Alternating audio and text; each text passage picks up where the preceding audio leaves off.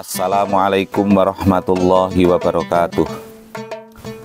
Alhamdulillahilladzi arsala rasulahu bil huda wa dinil haq. Wassalatu wassalamu ala rasulillahi sallallahu alaihi wasallam wa ala alihi wa sahbihi ajma'in, amma ba'd.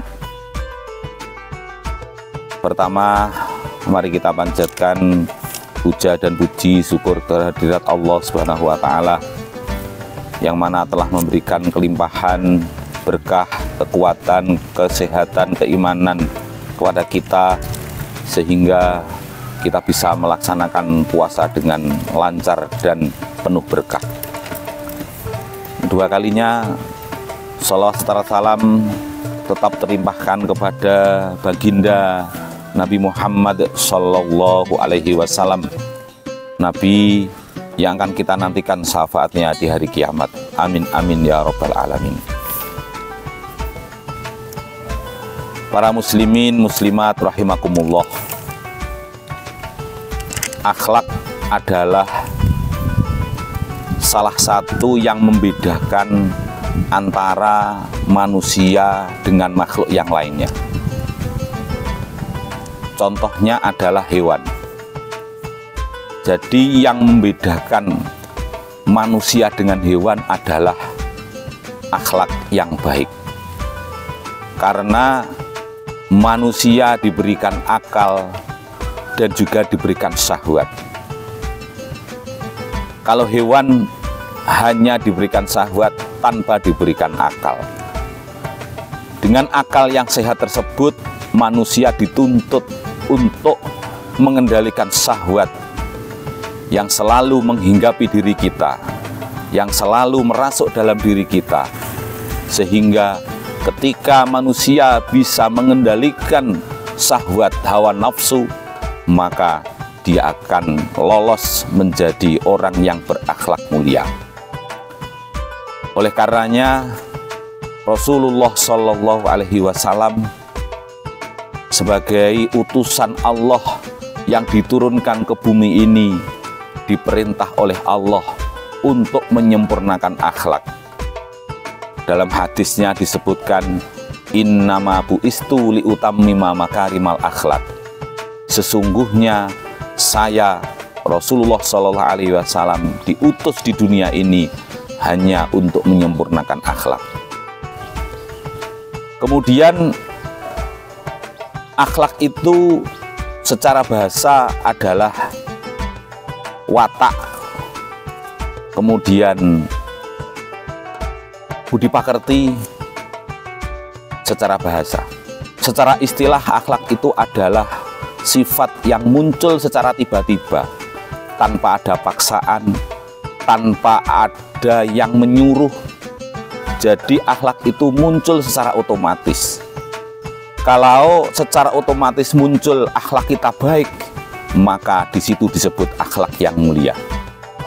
Tapi sebaliknya, apabila yang muncul itu akhlak yang jelek, namanya disebut akhlak yang rendah, akhlak yang jelek.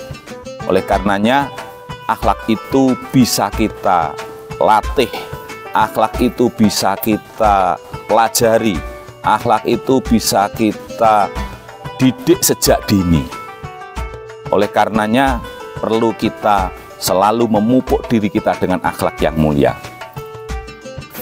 Kemudian dalam hadisnya yang diriwayatkan oleh Atha dari sahabat Ibnu Umar, qila ya Rasulullah, ayyul mu'minul afdol?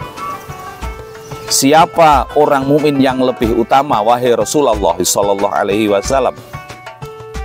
Ola, Nabi berkata, ahsanuhum khuluqan, yaitu orang yang paling bagus akhlaknya.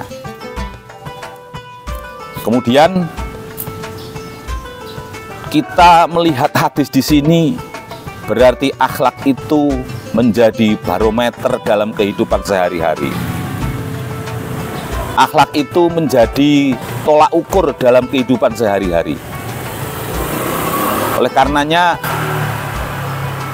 di dalam tubuh manusia itu ada segumpal darah.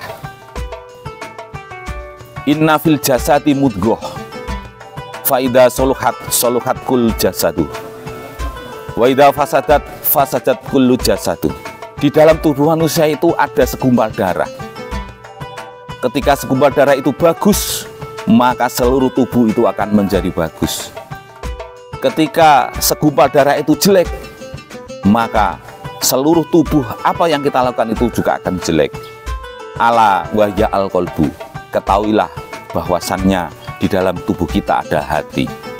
Oleh karenanya hati itu yang mengendalikan tubuh kita. Ketika hati itu menghendaki baik, maka muncullah akhlak yang baik. Ketika hati itu menghendaki jelek, maka kita akan mendapatkan kejelekan dari yang telah kita rasakan dalam hati. Oleh karenanya, mari kita jaga hati kita. Kita bersihkan hati kita dari hal-hal yang membuat kita menjadi jelek, iri, dengki, dan yang lain-lainnya. Dalam bulan puasa ini, mari kita terus menjaga hati. Dalam bulan puasa ini, mari kita terus menjaga hati kita dari kejelekan. Kita bersihkan hati kita dari kejelekan-kejelekan yang menerjang kita setiap hari. Oleh karena itu, di bulan puasa ini, mari kita lebih tingkatkan hal itu, supaya kita bisa mendapat predikat sebagai orang yang muttaqin. Demikian yang bisa kami sampaikan. Bila taufiq wal hidayah wa ridha wal inayah. Assalamualaikum warahmatullahi wabarakatuh.